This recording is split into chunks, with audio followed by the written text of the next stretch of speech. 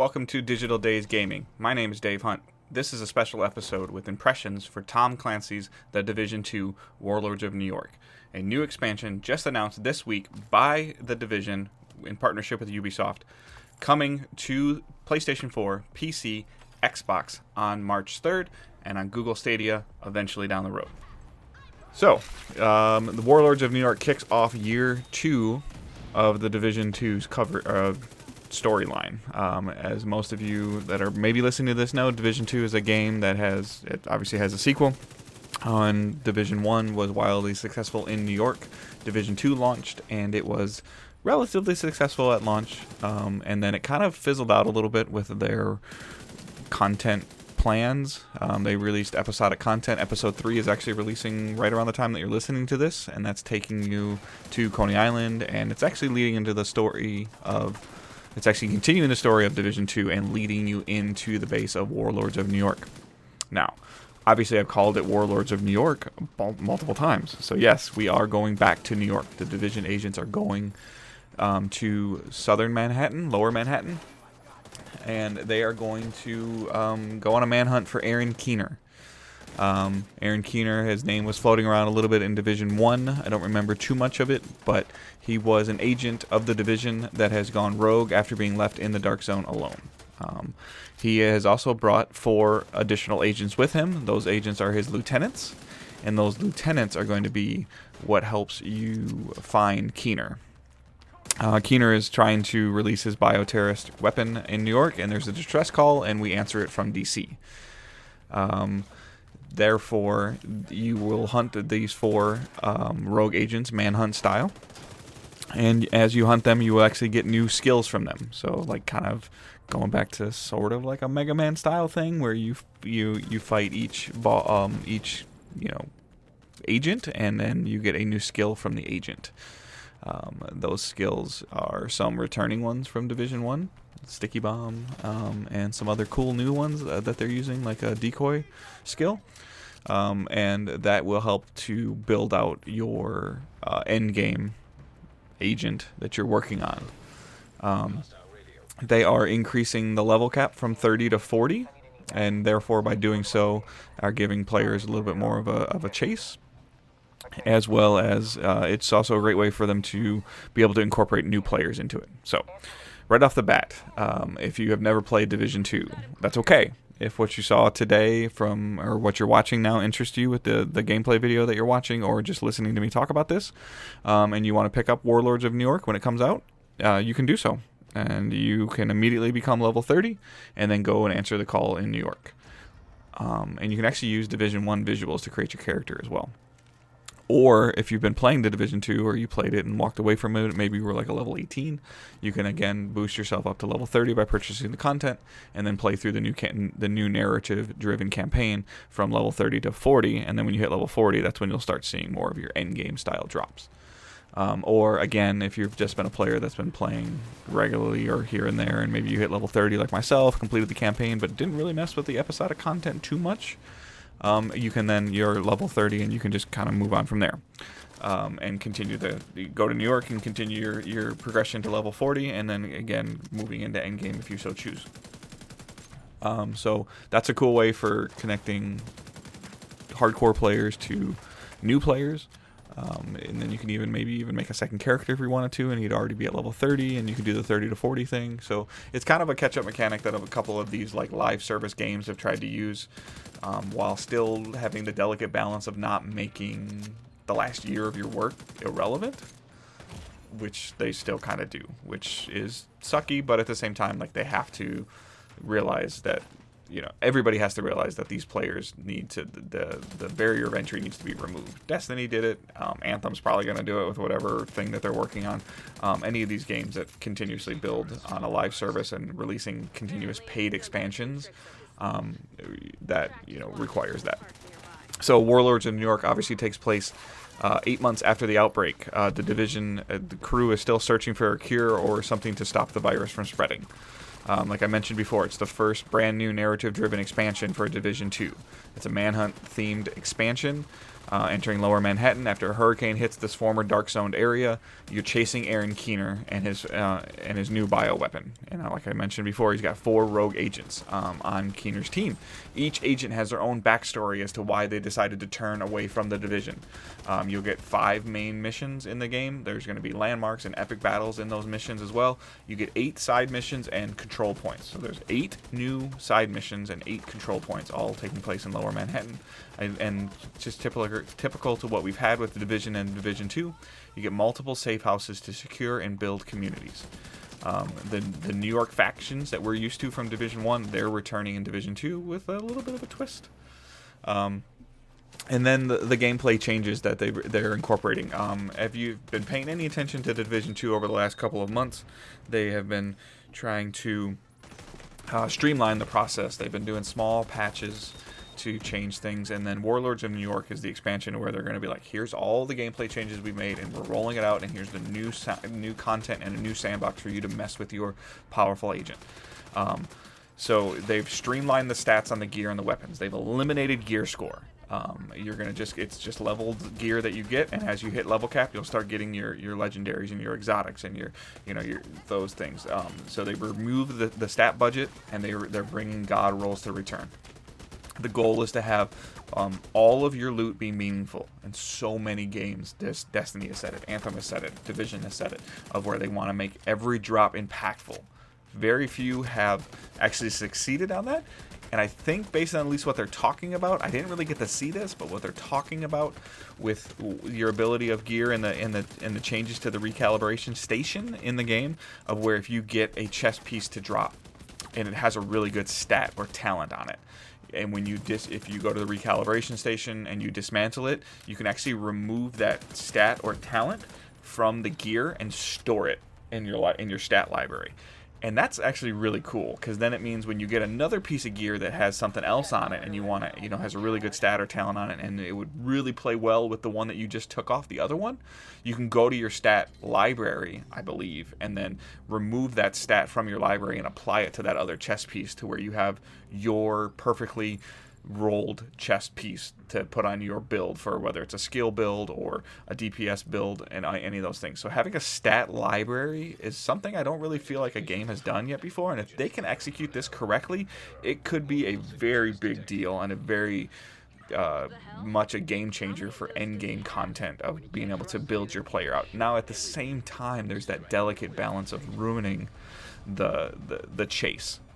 Okay, well, now I don't really care what it is. I'm just going to farm and farm and farm loot until I get the stats that I want. There's always that fear. Most of you know that listen to me talk. I play a lot of Destiny, and Destiny's Armor 2.0 system has kind of taken that away. Like, there's still stats that you're looking for in Destiny, but then the ability to interchange the mods with the armor as you choose, it kind of takes away that quote-unquote like perfect chase. And then once you get some of the build that you want or you like, then you just have it. But the Division 2 with Warlords of New York is also adding an SHD tech thing that you upgrade, and that is something that has infinite possibilities of other perks and talents that you can unlock, infinite progression, as you're earning XP, which is all, like, these games are all trying to figure out ways after you hit level cap to make it to where if you want to just farm the Dark Zone, or if you want to just farm control points, or you want to, go back and help your friends get through the content, like, what benefit does it give to me after I've hit the experience cap? And what it is doing with the SHD tech is, as you continue to gain more experience in the game doing those things that I mentioned, you can unlock additional perks and talents. They didn't really go too deep into showing us what that is, but it's a system that could increase critical hit chance, or have maybe an addition to your skill power. And it's an infinite progression that they're adding to the game, along with adding seasonal content to the game. So 1 week after Warlords of New York launches, which is a really cool decision that they've made, the first week players can kind of just play, figure out the new stuff that's happening, see how the gear has been streamlined, and the removal of gear score, how impactful that is or isn't, and then kind of like tweaking your builds a little bit, and then going through the campaign, which probably won't be a super long campaign. 5 main missions isn't terribly long, and it's a $30 expansion. So the expansion is $30 just for the expansion, $40 for the standard edition, and that standard edition will include the Division 2 as well as the Division 2 Warlords of New York. So you'll get the both pieces of content, and then there's a $60 Ultimate Edition, which includes the 2 games, includes the 2 versions of the game, Division 2 and Division 2 Warlords of New York, along with the year 1 content, the episodes 1, 2, and 3, the classified missions, and the unlocked specializations. So like, buying the second year of content will enable that. But with their season pass that they're incorporating into this seasonal content, you will have global events that you're chasing. You'll have things to focus on each season of how they're building out the end game. But the time that I got to play, I didn't feel like it was dramatically different than anything that I've already played in Division 2. It just was Division 2 in New York. And I don't want that to sound like a bad thing. There's really been nothing ever wrong, in my opinion, with Division or Division 2's gameplay. It's a great cover-based shooter. It's a great social cooperative game. But I feel like at a certain point in time, like a game like The Division needs to really go in a solid direction. And going back to New York, they're going to get some of the recycled content bullcrap that people like to talk about. But that's either neither here nor there. Like, we all have seen over the last couple of years, like, creating a live service game is hard, and it's a challenge. And with those challenges, they need to figure out a way to streamline certain things. And as they're trying to figure out if this stuff is going to work, using some older assets is not always a bad thing. Going back to New York isn't a bad thing. Tying it together with the episodic stuff that they've done, like there's a plan and there's a direction that they're going with this content, and hopefully in building a new foundation of what entices players to play the game and to sign in regularly, and seasonal content, and then even a seasonal pass system that we've seen incorporated in the Fortnites and the Destinies of the world, of like, at level 5 you get this, and level 10 you get this. Like a progression system is always a good thing. Like, video game players, gamers, they like to see a bar move, and as the bar moves forward, they get the things that are unlocked, or they see something that's really cool at like level 35 that they really want, and that'll get them to chase that. And then maybe they realize that they're having a lot of fun playing the game with their friends, or, hey, you should really check this out, and then you help them play, and all of a sudden you're level 40 or 45, and you see something at 47 that you want. And then, there's a premium one, there's cosmetics as well. Those are all things of little steps in the right direction to help entice a player to want to play the game, or to give them a reason to sign on. And that is layered on top of the SHD tech that they've added to the game, of where, okay, now I've earned enough points that I can unlock this cool perk that I've been looking for, or I've got this really nice build around a sniper or a skill build, and that thing in the SHD that I want to unlock it's going to take X amount of experience to get to it. Then you get it, and it's like that cherry on top of your build of making it strong and powerful, and you with your friends, like, hey, watch this, like, watch how fast I can take this down, or watch what I can do with this. And that always kind of entices the other player, like, to think, man, I really want something like that. And that loop, if they can find that loop of being able to bring and entice those players, then you really have something. You're overseeing content that I've been playing. This game is still very hard solo. It was one of the disappointing things is I didn't get to play it at the session. I got to play about 2 hours of gameplay for the Warlords of New York, and we were playing solo. And one of the things I was hoping is that you can play co-op, because playing this game cooperatively with a friend is where these types of games shine for me. Having somebody there to help flank or communicate, or even do something different, like, I'm going to run this kind of build and you can run this kind of build, and we can kind of work together and have some cool synergy. Or just sometimes, like, you're still learning the content and you just go down. You'll see me in some of the video, like, maybe die, and then, like, the encounter has to restart, and that's frustrating. Any game, like single player game, does that, where you die and the encounter restarts. But just shooting the breeze with your buddies and killing things and playing the game, and if these missions are enticing enough, and then you get some cool skills to go back and, like, I'm gonna go back and do this now, and I'm gonna use this decoy against him. Let's see how much better I can do now that I've earned it. That's always so much fun, but it's just more fun cooperatively. So again, the Warlords of New York is coming out on March 11th. I enjoyed what I was able to play. it is definitely enticing enough to kind of like spark my interest. I had kind of fallen off from it, and then they are also, and when the reason I had fallen off of it is because like it was a lack of an end game. Like you went through the world tier so fast, and then you were world tier 5, and then it was like stuff was just harder to be harder. And then the raid, like the raid had the challenges. I still haven't even tried the first raid because I've heard some of the challenges that it even had, and I've seen some streams and stuff of people doing the raid encounters, and it looks really cool. But I'm still hearing that thing where it's a little bit better on PC. It's a little better if you use a mouse and keyboard. It's because it's a precision, it's a precision style raid where your cursor needs to be right on the point, or it's a DPS raid and having the right builds. And I kind of was like, I don't know how to try that. And they did talk the second raid, and the second raid will have 2 versions of it. It'll be available to all players of the Division 2 at level 30 and all players of the Division 2 at level 40. So we'll have 2 different versions of the raid. I think the addition of the stat libraries, like I mentioned earlier, are really going to make actually going into the raid a little bit more appealing and enticing, as you can go in there and maybe figure out what works and what doesn't work.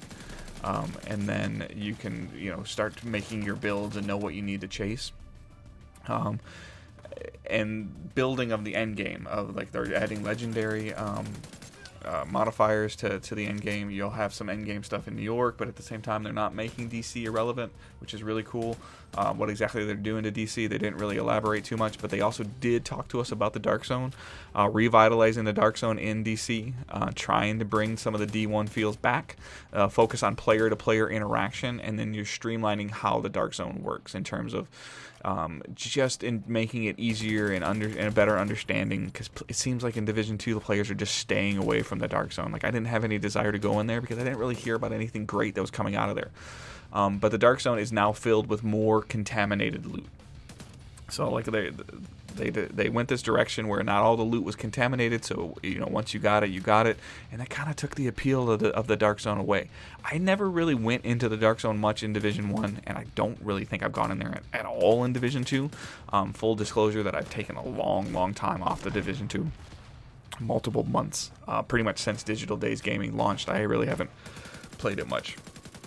They're saying that they have some more surprises planned for the end game, but one of the questions they know is, what should an endgame player focus on? And with the launch of the seasons 1 week after the expansions dropping, the seasons are the mini campaigns with time-limited events, and the global events are coming back. And with the global events coming back, they have modifiers added to change how you'll play. And the global events in Division 1 were always cool because you got to earn like exclusive global event loot.